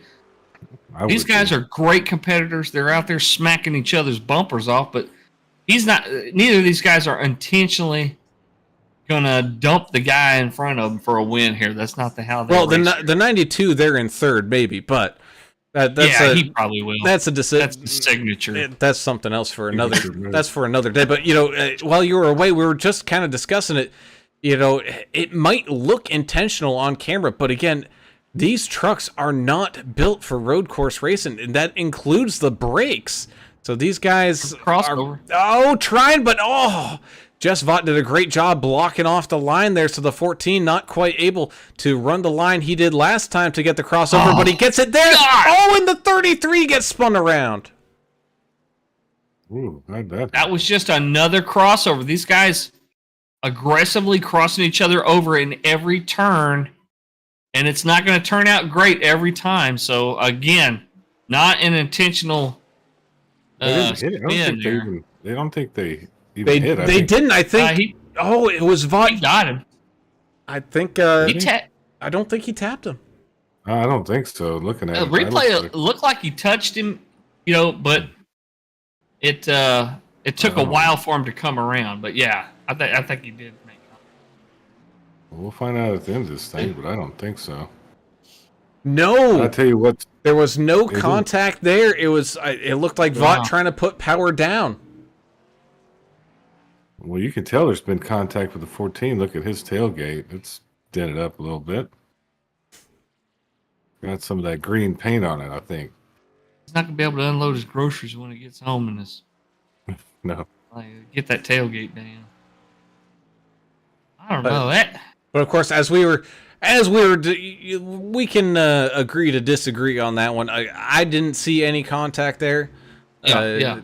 I got But kind of back to the point I was making here with Turner was, these guys are pushing these brakes to the absolute limit. Both those drivers didn't want to get into each other there. They want to run as clean as they can. They want to, if they could try to get this thing 3 wide for the entire final lap and do a drag race line. That's what they would love, right? absolutely. It's just when you push it to the limit in a truck like this, it is just so difficult to really understand where you have to brake. And not only that, but you don't have brake lights to let you know when the person in front of you is actually hitting your brakes. Exactly. Not only that, these guys do not have anti-lock brakes. So we talk a lot about out braking somebody into the turn, especially these hard braking zones.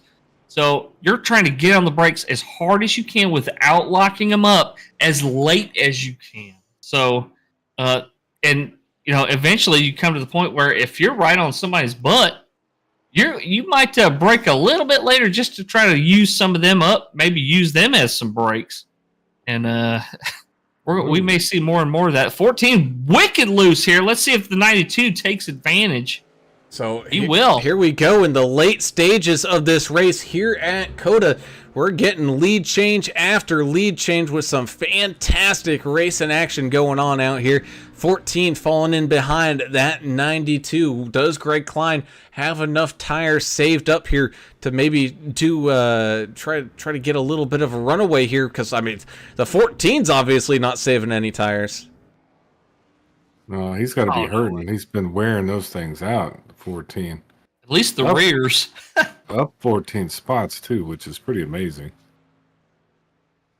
Talk about it a lot. Greg Klein, one of those guys that he's probably one of the best tire savers there is on here. So as the 14 gets squirrely there in turn number 1 again. So just these guys are really pushing the envelope here late on this old set of rubbers. 3 laps left to go here tonight. Again, pretty much everybody else through this field looks like they're kind of locked into whatever position they're gonna get. We do have 22 trucks out there still running. I'm proud to see that. I'm proud to see this league have that many trucks out there still running on a road course that's extremely frustrating to run. Let's not kid ourselves. It's frustrating and difficult to run here for most of the drivers anyway. And for these guys to stick with it and stay out there, that says a lot about this league. That from the people that did disconnect, I mean, for the most part, I don't think any of it was any of their faults. I mean, Dustin really, he's still connected. He's just sitting there in pit lane. He might have just mischecked and not had a fast repair and had some engine stuff getting done. So he's at least still here in the session. But Timmy Bates, he used a fast repair early, got into another accident, and well, that was kind of all she wrote for his car. You got Mike Adamson losing power down there in Florida. I don't know exactly what happened to John Gallagher, but he was in the pits for a long time. Same thing with Connor Hughes. He was looked like he might have been having some technical problems there as well. As here we go. Here's a fight kind of here in the back of the field. Here it looks like Kelly Keel and Mike Everidge getting all tied up. It's a good Wiser team member and a Vigilante Force team member going at it there. Of course, these guys have known each other for a pretty good long time. They know how each other races. As Chan the Man gets a little squirrely there in turn number 1 by a look of it. Looks like Daniel Baker coming on down for a final pit stop. Maybe he wasn't going to quite make it on fuel. I wasn't keeping track of exactly when he last came down. He might be coming down for a penalty. He's had at 32 off tracks. Ooh, well, He look, does have a fight black. Well, no. 9 at the battle for 9th fight in McDonald. That's a pretty good little battle too. They're fairly close. So there's a little action out all over the track. Looks like Greg Dobson. Oh, he's had a little bit of a problem here. He's stuck on one of those AstroTurf sections as people are filtering by. Ooh, that got tight there real quick.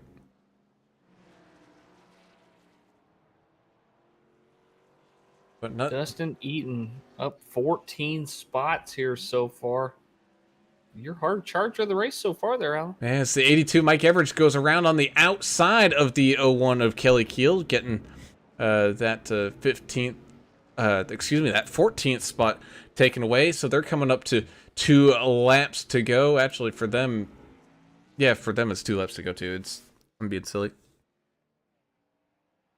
But either way, Greg Klein out in front with that 2 laps to go. It's actually a little bit less than that now, as he's quickly making his way down that one of these final stretches into one of those hairpins and now into that arena section. For the time being, the battle here up at the front seems to have calmed down just a little bit. I think maybe Eaton just doesn't quite have the tires to maybe make up that time to catch back up to Greg for one final push here, as Greg makes a final turn through excuse me, now he's in the... See, I don't even know this track. Why am I even trying to call out where these guys are? I don't know. I don't know it either. Dustin Eaton about a second and a half slower than Greg Klein. He's not going to catch up. His tires are just toast. Greg Klein just needs to hit his marks and just ride around. Eaton's not going to catch him. I don't think. Unless he makes a mistake. I mean, Unless that's he screws up. Yep. Yeah. I don't know where we're at either, Brown. Don't feel bad. Well, I know where we're at now as Greg Klein comes on down and takes that white flag. Here we go, the final lap of this chaos here at COTA. Greg Klein making his way down through the first hairpin and now shuffling down through the S's, just trying to keep it clean as best as he can. One of the lone survivors here at this race. We've seen a lot of chaos happen in the back of this field, but also here up at the front. It's been a tough battle here for all of these drivers here tonight. They've been driving these trucks around here for almost an hour and a half, and that's not including some of that practice session that a lot of the guys use to really dial in their strategies and put the pressure on down. But you got to be careful if you're Dustin Eaton here. You got 33 starting to breathe down your neck here once again, as 14 still getting a little squirrely here. That gap's been closed on up to under a second. If Jess has any tires left, he can make one final lunge here, as David Kelly has a little bit of an issue, but he's able to get it back out there on the track. About half a lap remaining here for Greg Klein. Well clear in the distance, no pressure behind him, just sticking it on cruise control, hitting his marks and making sure he gets that truck home on in one piece. Heading on down into one of the final hard braking zones goes the 14 and the 33. They're going to exit it almost side by side. Oh, this race for second and third is not over quite yet. More damage inflicted on the 14's tailgate. Oh man, these guys are fighting harder than the real Mrs. Poindexter as they go into the final section of this racetrack. This is their arena section that I thought they were going into originally, and this is where Dustin and Jess got into their kerfuffle, and Jess lost control of that lead the first time. But nonetheless, Greg Klein making his way up and through the final corner. He is going to be your race winner here tonight at Circuit of the Americas. Dustin Eaton able to hang on for second with Jess Vaught there in third. It got to give it to Jess Vaught there. He could have dumped the 14 right there on the last turn, but he didn't do it. No. Great job by Dustin Eaton hanging on. What a great race. Chachi, you said it, man. Some of the best racing we've seen from VRL here at a road course. Yeah, it was good. That's a good way to end it. As Greg Klein gets his best finish in the call it season and a half that he's been running here in the VRL, does some victory donuts. There's been quite a few races that he's been close, but ends up something happening or something not quite falling his way. But so it's good to see the 92. Of course, he's our buddy. We might be a little biased on that, but always good to see. You know how many times he's spun me? There ain't no way I'm going to give him any credit. Yeah, but he deserved it. He deserved this win. Yeah, he did a good job tonight, but, it wouldn't have mattered if he didn't win. We've seen him dump us. He's worse than turn 2 at Pocono, this guy. How many times he's hit me when I've been racing with him. Awesome, clean job tonight by him. Did a really, really good job. That indeed. And speaking of, we have to do a random draw driver here tonight as well. So let me just get that all set on up. And it looks like it will be the 15th place finisher here tonight. I'm showing Kelly Keel. I don't know if that's what you got. I got Kelly. Yep, that's right. So 0-1, Kelly Keel, your random draw driver of the evening.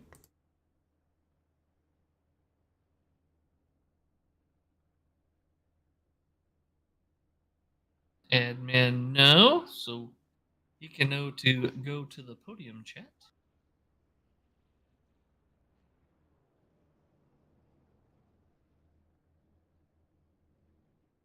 Guys, what a show here at COTA. This was incredible and just the awesome. We saw crossover after crossover. Some of them were just crossover attempts. They didn't complete them, but Eaton and Vaught, Robertson with a heck of a race. Jonah Long just relentless out there. Fighting Mike Adamson for positions. We just saw great racing all over the track. George Rincon with a 7th.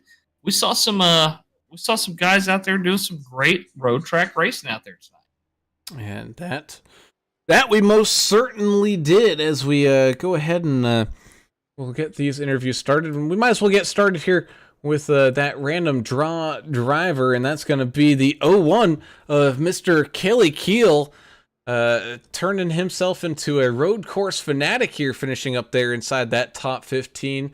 But on top of that, Kelly, a lot of these guys don't necessarily race a lot of road courses. I know you're kind of one of them. You're slowly filtering maybe a little bit more into it, but you ran a really clean race here tonight. I think that's what attributed to your top 15 here.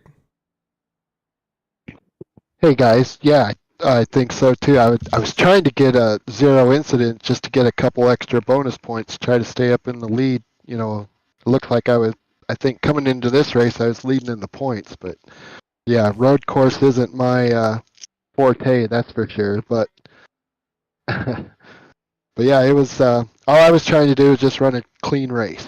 That's all I wanted. So I'm good with the 15th. I was trying to stay in front of Everidge, but he got me. Yeah, yeah. Average is doing pretty good out there in the 82 and of just holding his own.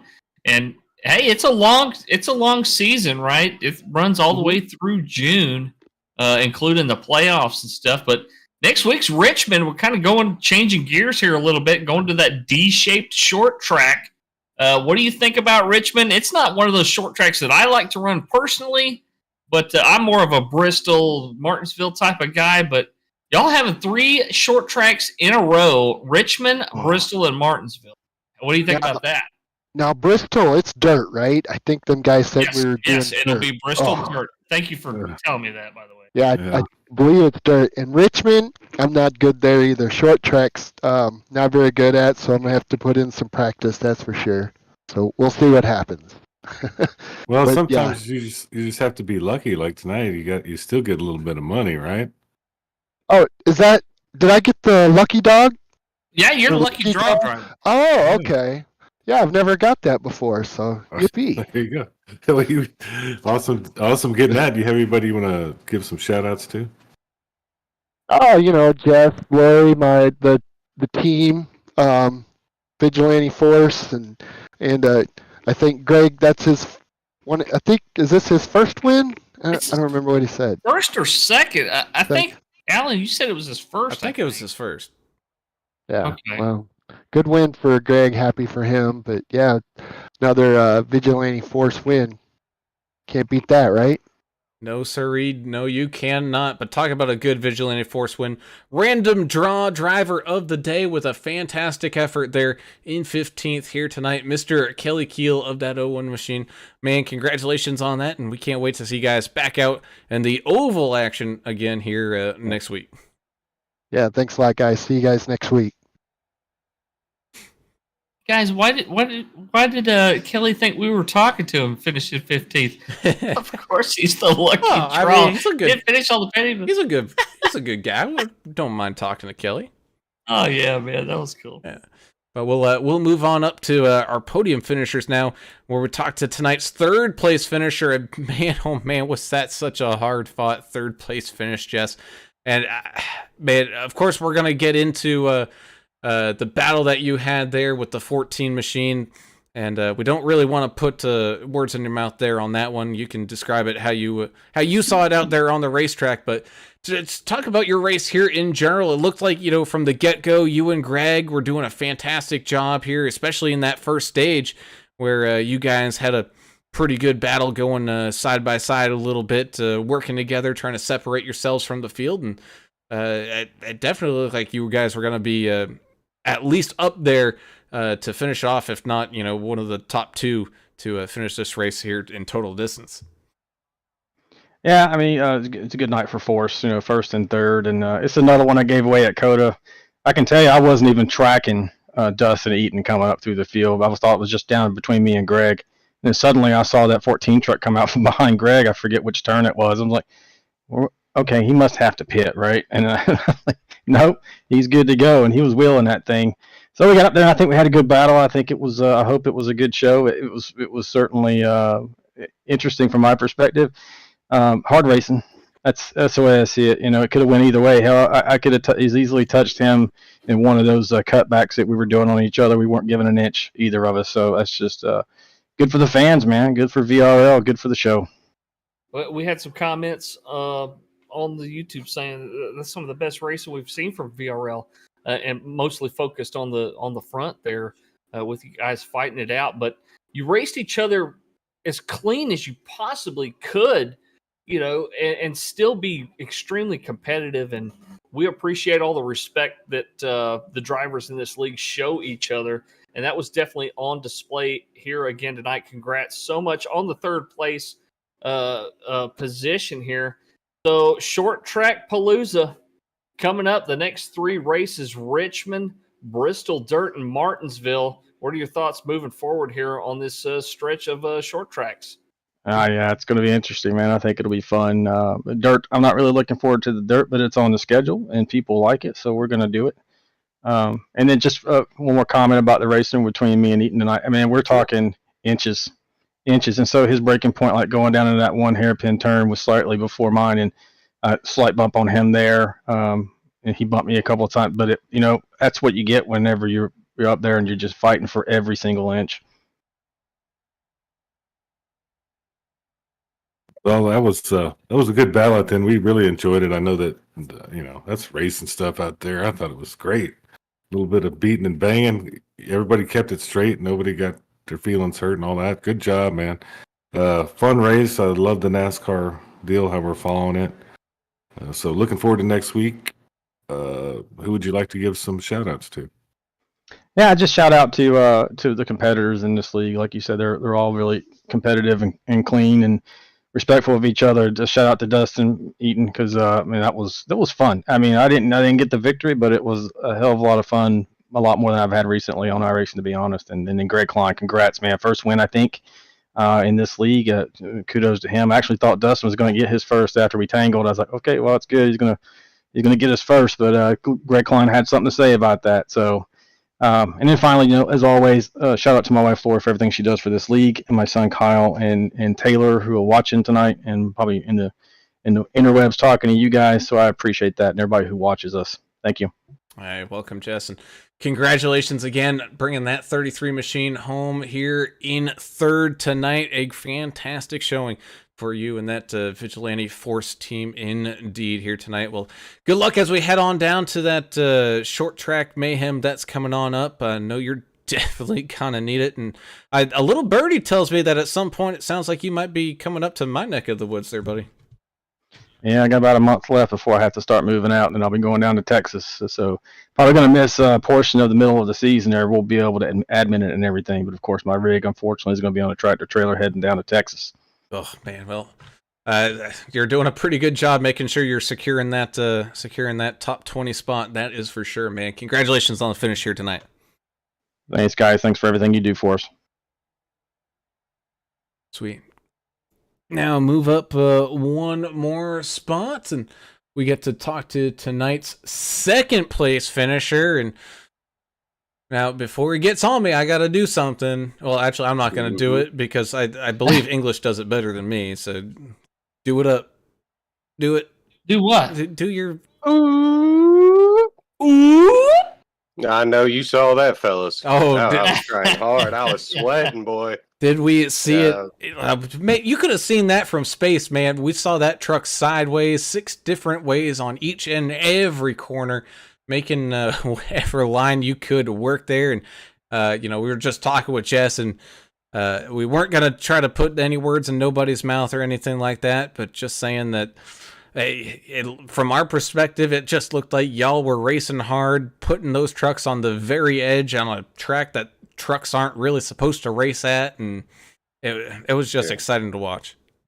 Yeah, I mean, we weren't giving each other an inch there. Once I caught up to him, I messed up both qualifying laps, so I started in 16th. And once I got up there, man, I was going to give him a run for the money, and I think I did. As I told Jess, lap 28, I did a cutback move, probably the coldest thing I've ever done in my life. So I'm going to need a jacket after that one. And but yeah, man. And then when he spun, the reason I was just talking to them fellas in there, and the whole reason. I didn't even notice Greg passed me. I was so kind of shook up from Jess turning. I didn't know he spun. It broke my concentration a little bit, and then I just couldn't catch back up, man. But yeah, my wrist hurt to say the least, and finally stopped sweating. That was a good one. Damn good job out there today, finishing in second, working your way up through all them other trucks. And we saw you fight in a loose condition, but I tell you what, if you're a little bit loose like you were, I talked about it earlier. You got that thing pointed in the right direction before the guys that are running real tight, So as long as you can control wheel spin and everything and get that thing pointed down the track quick and get on the gas, I mean, you were making it work out there. I mean, you were a little bit slow on exit a couple of times, but you made up for it. And man, it was fun to watch. You were laying black marks all over the track, and it was just It was a blast to watch from the blimp, from the TV1 camera. You just had us on the edge of our seats, man. It was a lot of fun to watch. I was pushing that truck as hard as I could. That's why I was sliding everywhere. I mean, it was basically a sled on wheels. You know, like you said, point it in the right direction and stick her and hope she doesn't spin around on you. And that's the only way I got back up there, man. And using them up there at the end, like when me and Jess were fighting, and we were fighting real hard, just used it up, couldn't catch it back up. But yeah, man, that was a hell of a run, and I love racing with these guys. And I'll be like I said, I'll be posting videos.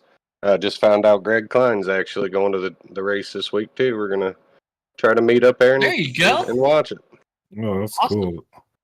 I mean, just be careful in Austin. You know what the deal is. You're from down there.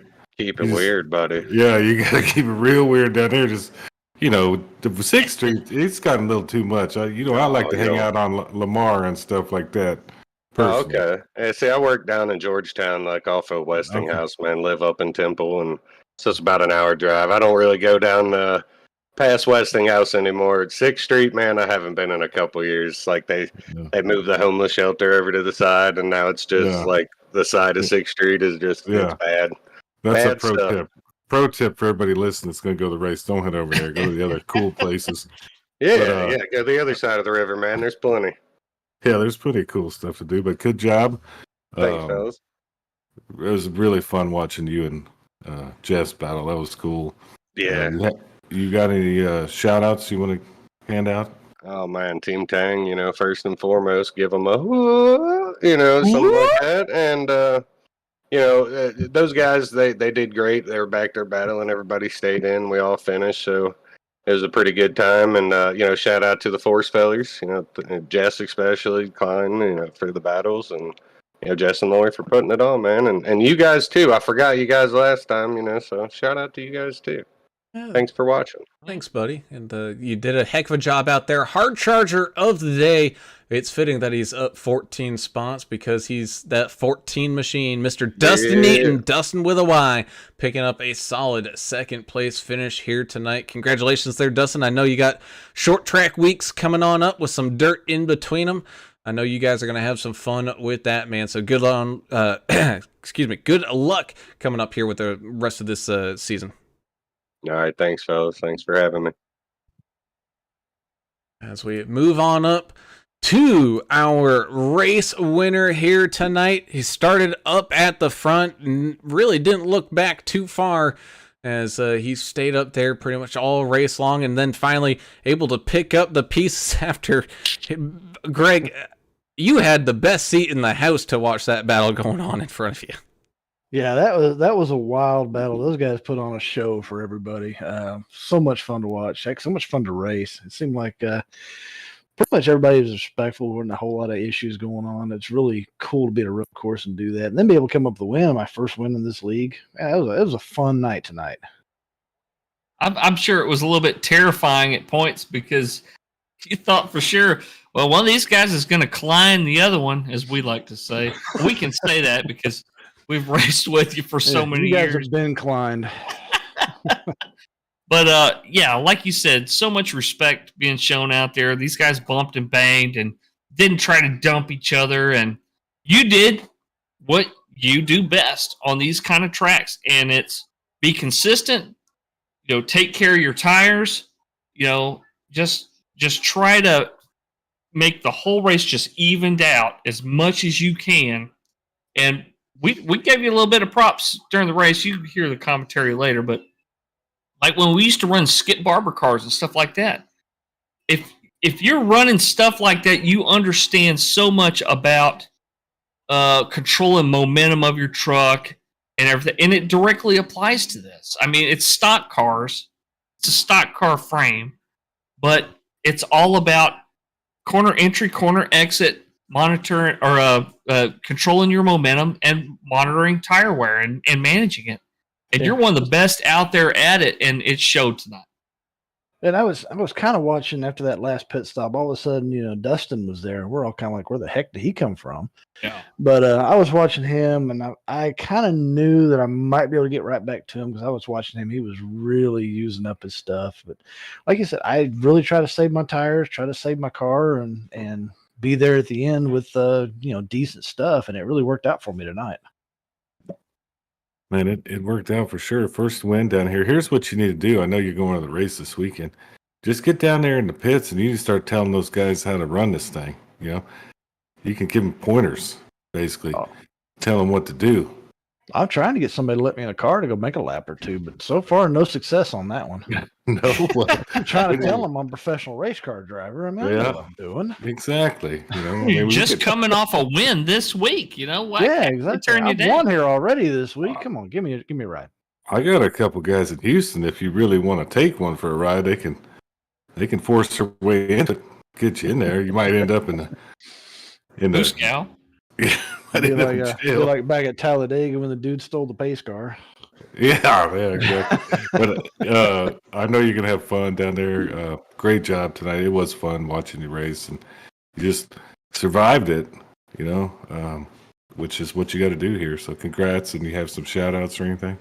Yeah, I mean, shout out to you guys. You guys put on a heck of a show, the broadcast, and then Jess and Lori for putting this league on. All the rest of the guys here that put on the heck of the show, the sponsors we've got, especially Mayberry. I know he's not feeling good tonight, but man, it's a great league to run in. I'm having a lot of fun with it, and hopefully we just keep up some momentum from this and go get them next week.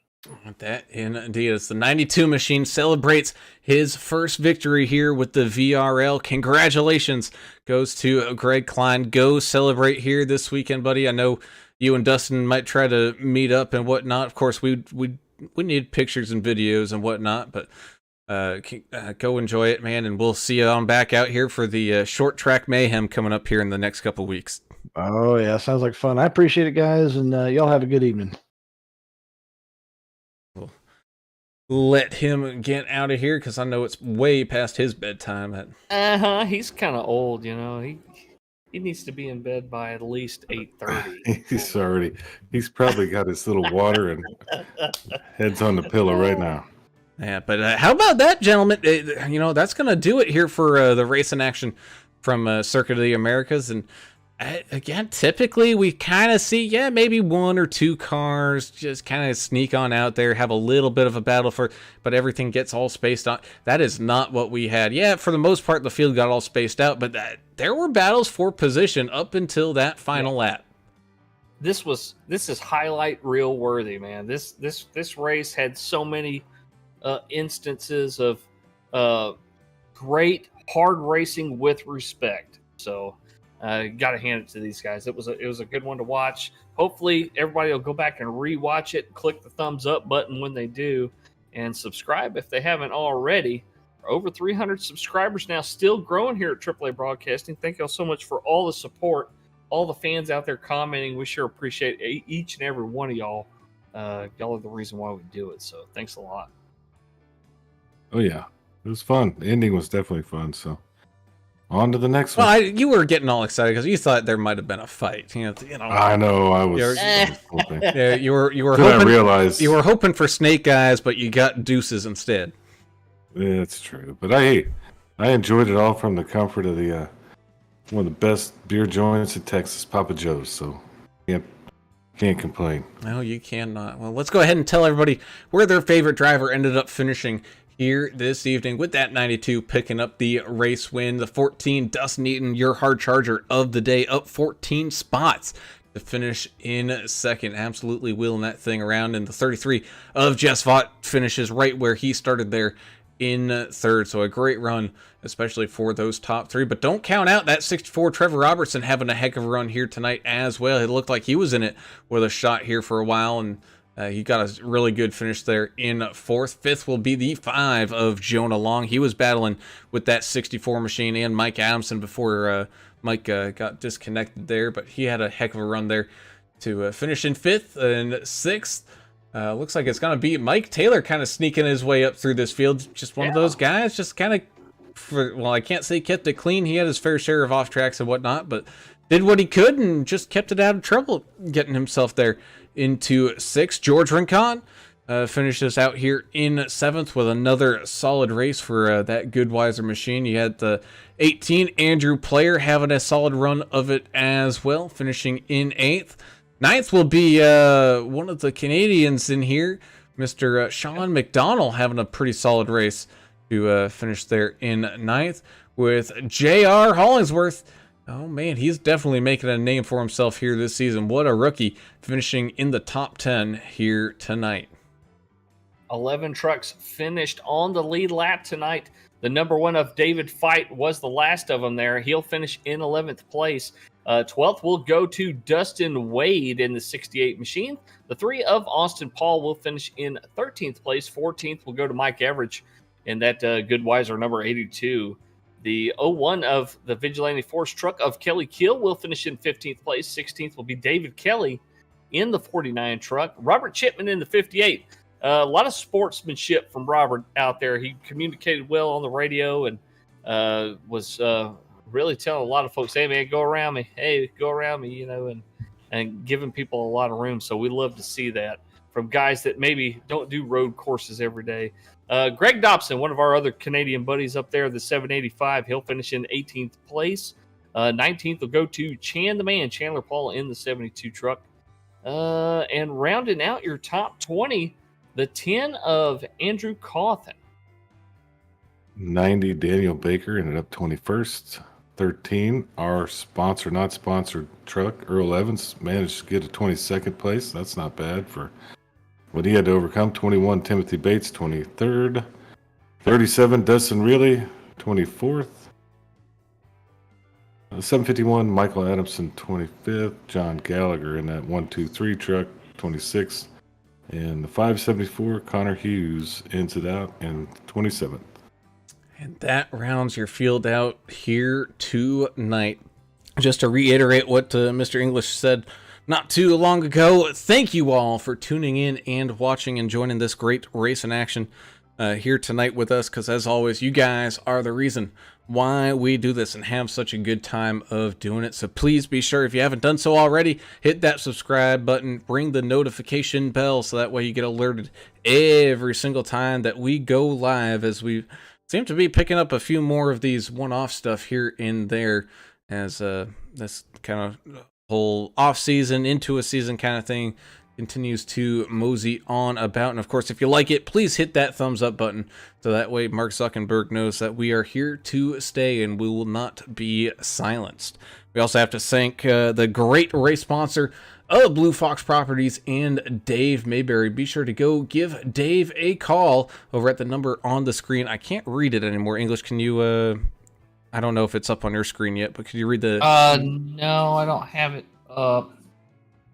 Hold on a second. I shared the link to his. You know what? It's 520-850-4189. Sorry, my contacts are starting to dry out a little bit here, so things are getting a little blurry. But nonetheless, I do know for a fact, though, he's got 18 plus years of experience buying and selling houses in that Tucson, Arizona area or anywhere across the country. So be sure to get yourself a good quality realtor today, as this housing market is just going to get crazier and crazier.